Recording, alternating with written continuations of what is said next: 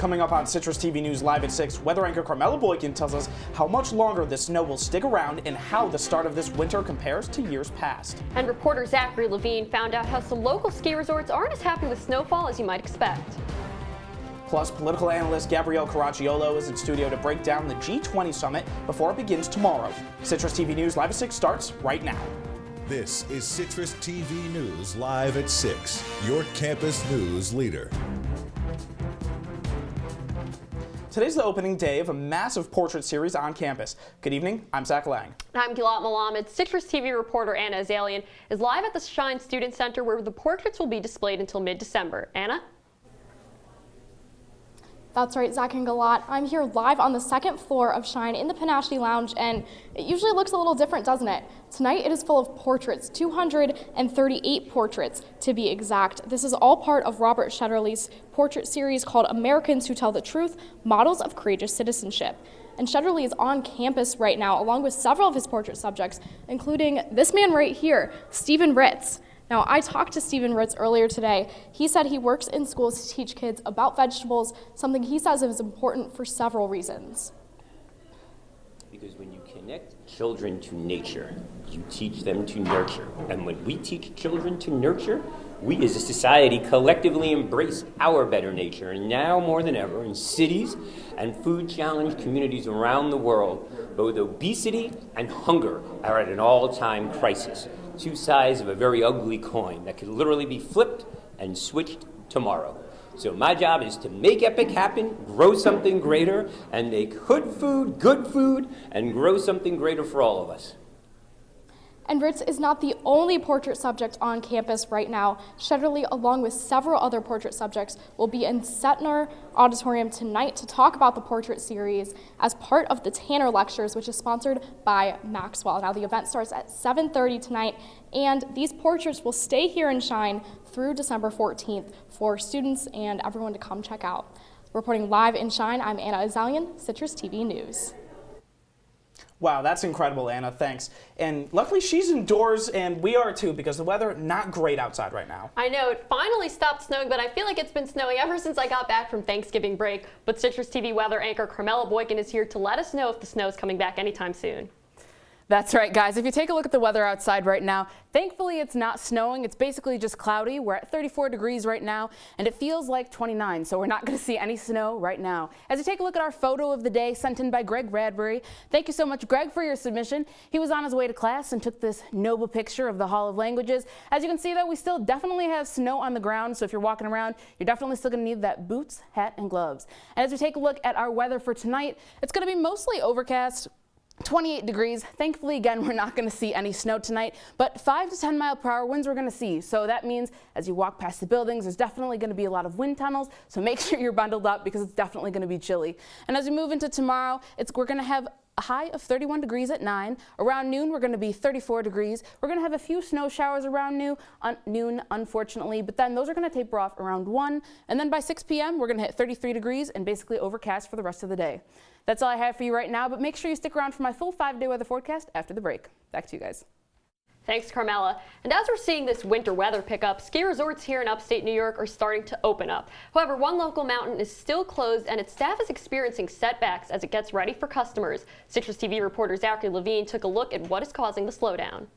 This is one thing people associate with winter, but this is another. For many winter sport enthusiasts, it's time to hit the slopes. I think for me, I would be really interested in traveling a few hours with people to ski a little bit. SU graduate student Adam Sawyer is from Colorado, and let's just say he's a big fan of the snow. You can play outside in it, you can ski in it, you can snowboard in it.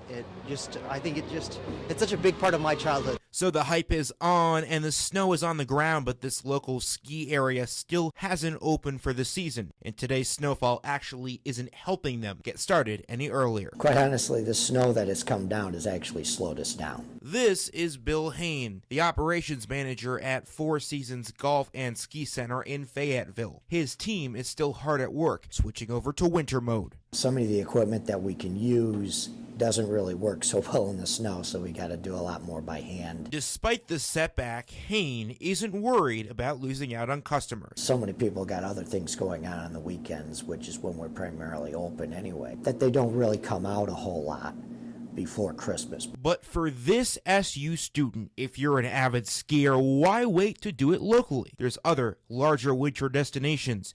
I feel like they're used to the snow, so they wouldn't really, if they ski, they'd probably are used to bigger stuff. Back at the Four Seasons, the staff just wants to get on with their preparations, and they're set to finally open on the week before Christmas. Reporting in Fayetteville, Zachary Levine, Citrus TV News.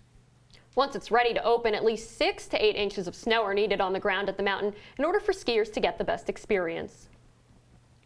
While ski resorts are hoping for more snow, others in CNY would like the weather to take a break. Oswego County is still recovering from a massive power outage yesterday. According to the National Grid, the storm caused well over 5,000 outages in the county.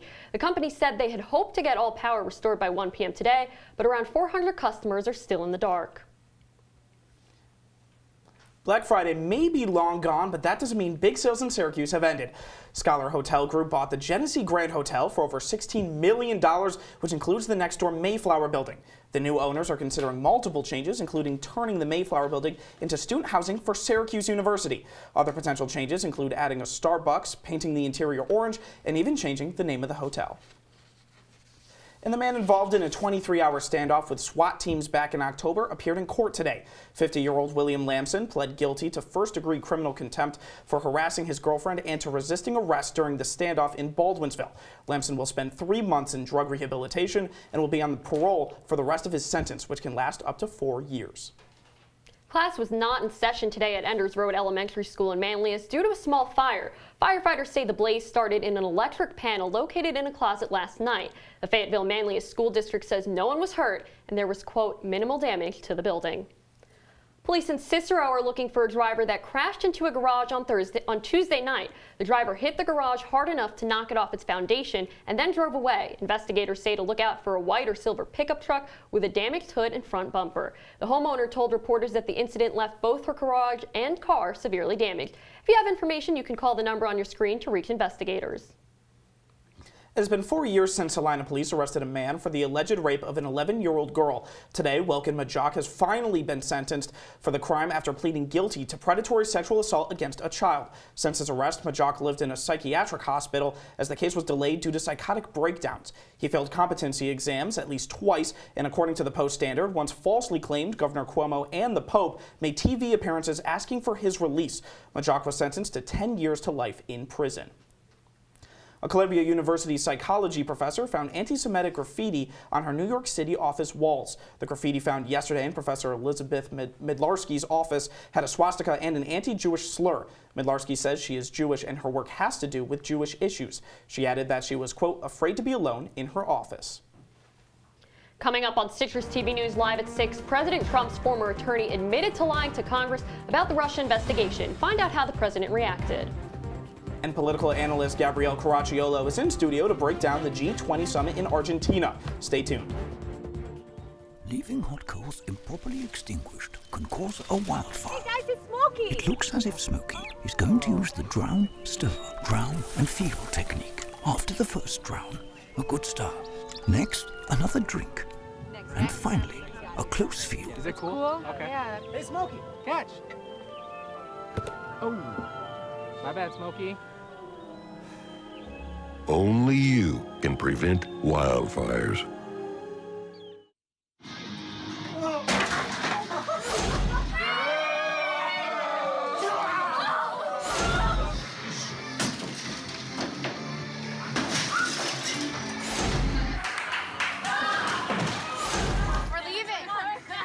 Most party fouls are pretty dumb.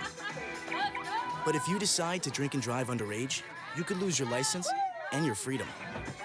Underage drinking and driving. The ultimate party foul. They'll test you. Try to break your will. But however loud the loudness gets, however many cheese puffs may fly, you're the driver, the one in control. Stand firm. Just wait. And move only when you hear the click that says they're buckled in for the drive. Never give up till they buckle up. They call me Maxie, but I prefer tripod. I was your above-average four-legged homie, and then wham, bam, minivan. Some people pity me. Now that's lame. I still run, fetch, and swim. And the ladies love me. I'm the ultimate wingman. Just don't ask me to high five.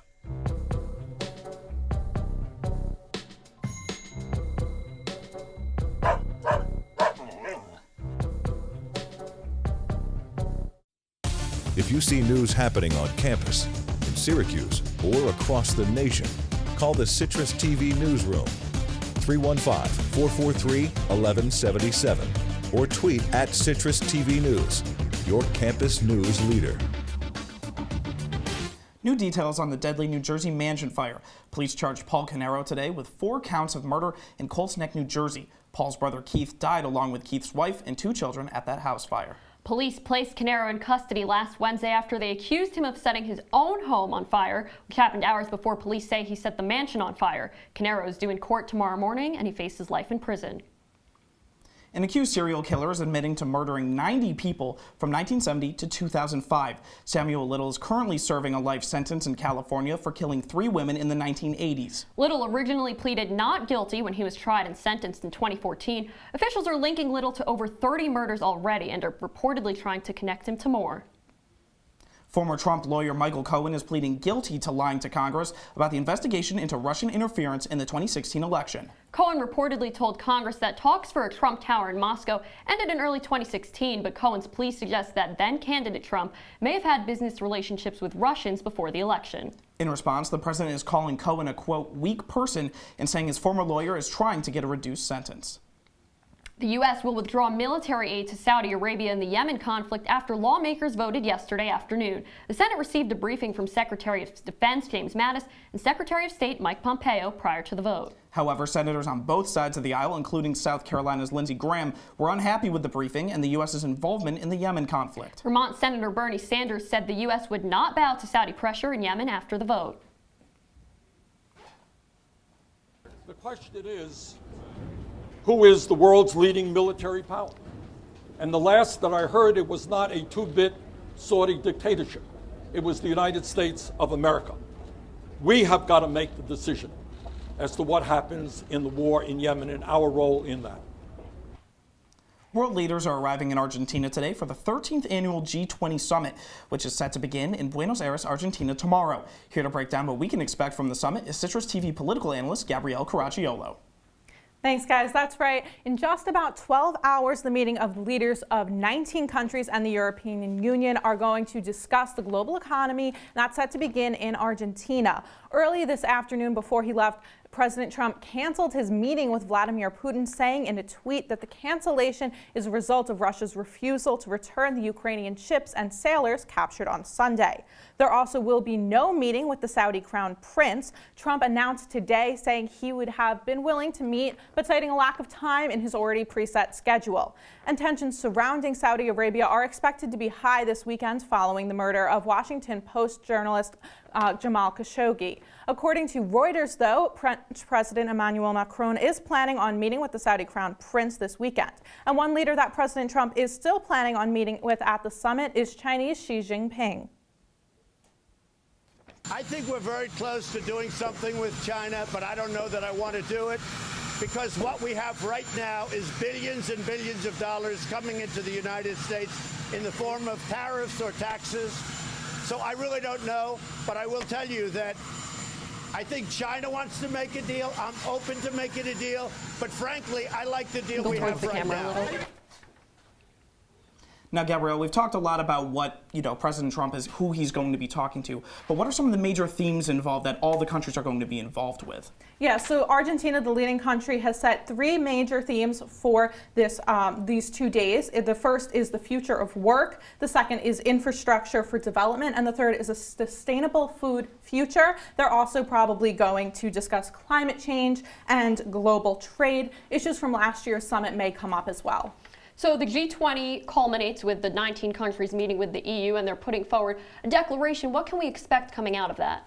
Yeah, so they're going to kind of talk about some of those main points that they touched on, those three topics, and then they'll put out some goals that they have for the future. In the past, last year, they talked about global poverty and income inequality. We haven't seen much progress made on those points, though, so far. All right, Gabrielle, thanks so much. And Citrus TV's Talking Points will have more coverage of the G20 summit on CitrusTV.com.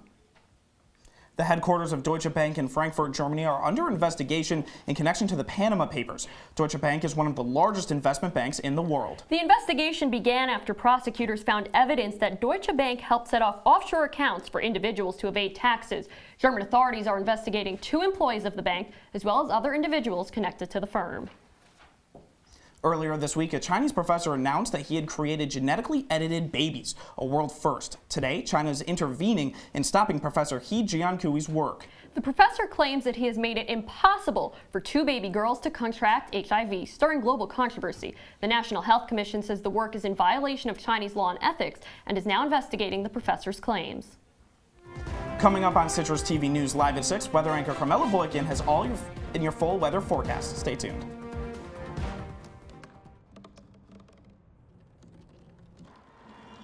Everybody has a dream.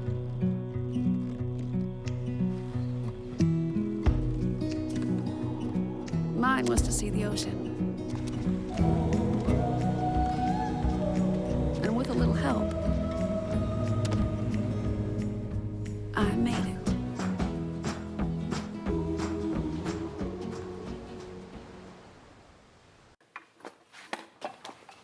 Did you hear about the pony with a sore throat? He was a little horse. Can I tell you a cat joke? Just kidding. Why couldn't the Why was the basketball court all wet? Why? Because the players kept dribbling all over it. Where do cats go on vacation? New York.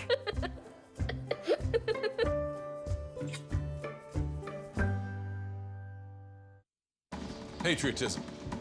It inspires passionate debate, and it's worn like a badge of honor with good reason, because it means love and devotion for one's country. But what really makes up this country of ours? It's the people. To love America is to love all Americans. This year, patriotism shouldn't just be about pride of country.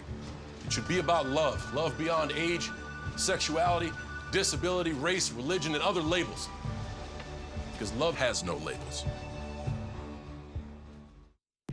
From the Citrus TV Weather Center, this is SU's most accurate weather forecast. Welcome back to Citrus TV News. Taking a look at the weather outside right now, current temperatures. We're at 34 in Syracuse, kind of a trifecta. We got 34 in Fulton as well as 34 in Rome. Cooling down in Cortland with 32 and 33 in Rochester. As you take a look for our weather for tonight, we're going to be mostly overcast, 28 degrees, 5 to 10 mile per hour winds, so not too much action happening tonight. That's pretty much a good thing. And as we move into tomorrow, our high is going to be around 35 degrees. Again, overcast, basically textbook Syracuse weather.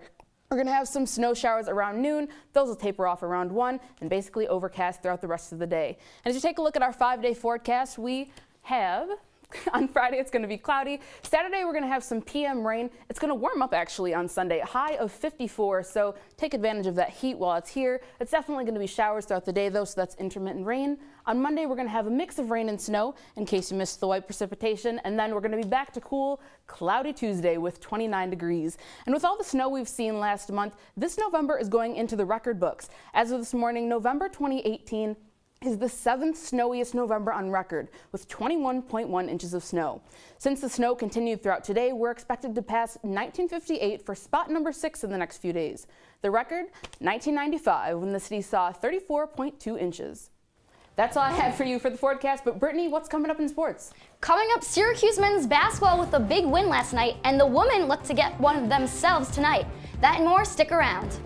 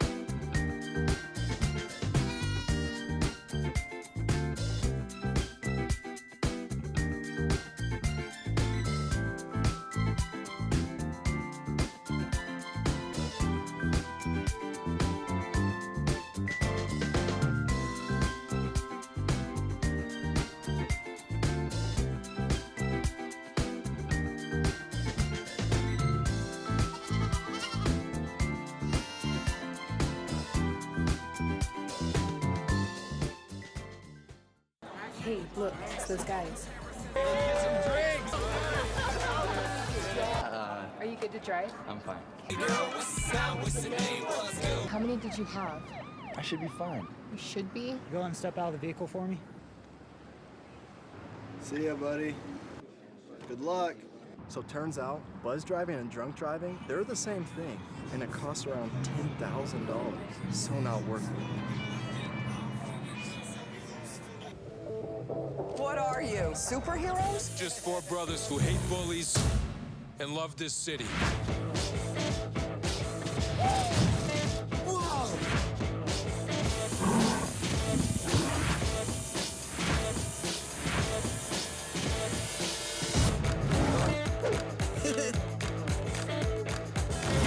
Gear up, guys.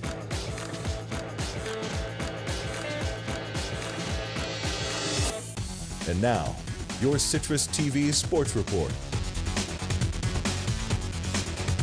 Welcome back to NCC News. I'm Brittany Ehrlich. Last night, Syracuse men's basketball handed The Ohio State its first loss of the season. The win was much needed for the Orange, who dropped out of the top 25 in rankings after losing 2 straight in the 2K Empire Classic at Madison Square Garden. The Orange then traveled back to Central New York and got back on track with a win over Colgate. The win against the Buckeyes also led Syracuse to avoid its first 3-3 start to the season since the 1996-97 season. Well, it wasn't a pretty start for Syracuse, as they weren't ready for this top 25 opponent right off the bat. But then Andre Wesson, he makes this jumper 69 OSU with the lead. Then 6 minutes left in the first half, and Marek Dolezaj, not a great shooter last season, but this year off to a good start with a nice three-pointer and ties the game up at 21. Then with only 4 seconds left to go in the first, Tyus Battle cuts into the middle and makes the layup and cuts the Buckeyes' lead to just 2. On to the second half, and Kyle Young, he has his own layup right here and a nice assist from Luther Muhammad to tie the game again at 41. Then 10 minutes left in the game, and Elijah Hughes, and one. He's going to make that free throw, and then right after that play, a three-pointer for Hughes. SU leads 52-45. Then 4:35 left in the game, and Tyus Battle back with those yellow shoes and the dagger. SU leads 64-52, and that would be it for the Orange. After the game, head coach Jim Boeheim said his team just all around played better. When we haven't defended, and somehow after that bad start, we did start to defend, and I think they had a 17-8 or something. And from that point on, our defense was really good, and then we made some. We were pretty good on offense. We moved the ball. We got some good shots and knocked some down. But they're a really good team. We're happy to get a win here.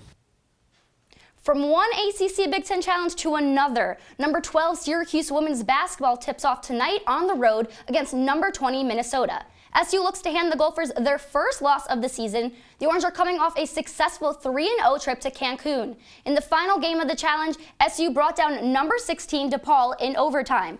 Point guard Tiana Mangakahia was named ACC Player of the Week following her buzzer beater against the Dibs. Mangakahia scored 22 points in that game, followed by Miranda Drummond with 21. And in hockey, all 3 New York teams hit the ice tonight at 7 p.m. The Islanders face off against the Bruins. New York looks to rebound from a 4-1 loss to Washington. Next up are the Rangers taking on the Senators. New York had a few days off after beating Ottawa on Monday 4-2. Unfortunately for the Rangers, though, that win came with a few injuries. Forward Vladislav Nameniskov is out due to concussion protocol, and Matt Zuccarello is dealing with a groin problem.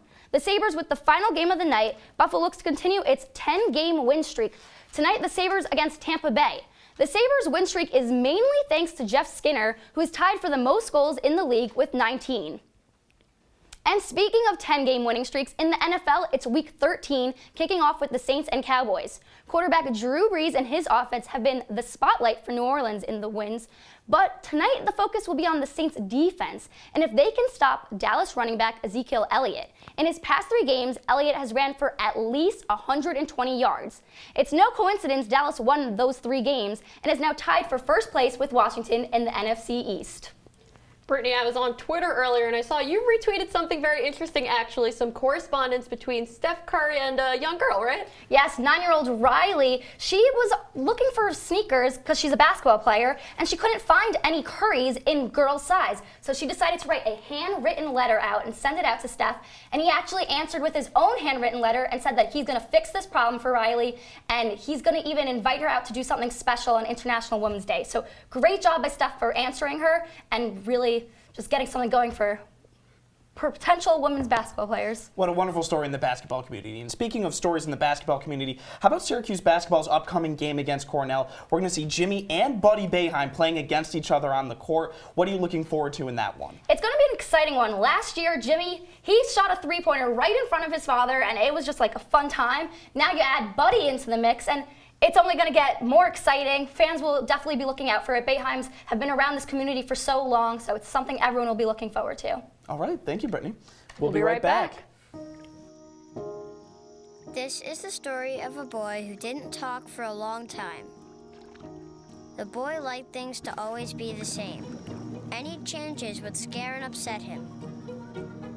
The unknown was an unfriendly place. The boy was very sensitive to lights and sounds. So he built secret hiding places where they couldn't get in. The boy didn't like looking people in the eye. He wasn't trying to be mean, it just made him feel uncomfortable. Sometimes he would flap his arms again and again. One day I found out I have something called autism. My family got me help. Slowly, I found my voice and learned all the ways I could live with it better. Early intervention can make a lifetime of difference. Learn the signs at autismspeaks.org. I see you mobbing over her. Let's go. Let's mob. Let's crawl. Let's crawl. Let's crawl. Hey, yo, we mobbing. Come on, girl. Let's crawl. Hey, yo, let's crawl. Hey, yo, let's crawl. Hey, let's crawl. Hey, yo, let's crawl. Carmella, thanks for joining us. Most important question, what should I wear to class tomorrow, and will I need snow boots? I mean, if you're feeling risky, you can wear shorts and a t-shirt, but it's definitely going to be chilly, so I would most definitely recommend that you wear boots, you wear a scarf. We're going to have 3-mile-per-hour winds, so as you're headed off to class, if you have class in the morning, it's not going to be too windy, which is nice, so you're not going to need like 3 different scarves. I would recommend one. We're going to have a 29 degrees in the morning, and it's going to be mainly overcast. And if you take a look at our 5-day forecast, we're going to see a lot of precipitation throughout the weekend. Saturday, we're actually going to see some rain. PM rain throughout the entire evening, high of 37 degrees. And then on Sunday, we're actually going to warm up to 54 degrees, which is nice. Showers throughout the day, so that's intermittent rain. And then on Monday, if you were missing the precipitation, we're going to have snow again with a high of 41. And Tuesday, it's going to cool off back to 29 degrees and a low of 25. Thanks, Carmella. You've heard of paleontologists, but how about paleontologists? This is Scout, an 8-month-old yellow lab puppy who dug a hole in his owner's backyard, like many dogs do. But get this, he found a woolly mammoth tooth. Now, Scout's owner says he sent pictures of the bone to paleontologists at a museum in Seattle, and they confirmed it. They say the tooth is also about 13,000 years old. What a good boy he is. And that's all the time we have for you tonight on Citrus TV News Live at 6. For more coverage, check us out on CitrusTV.com or follow us on Twitter at CitrusTV News. I'm Zach Lang. I'm Gilat Melamed. Have a great night, Syracuse.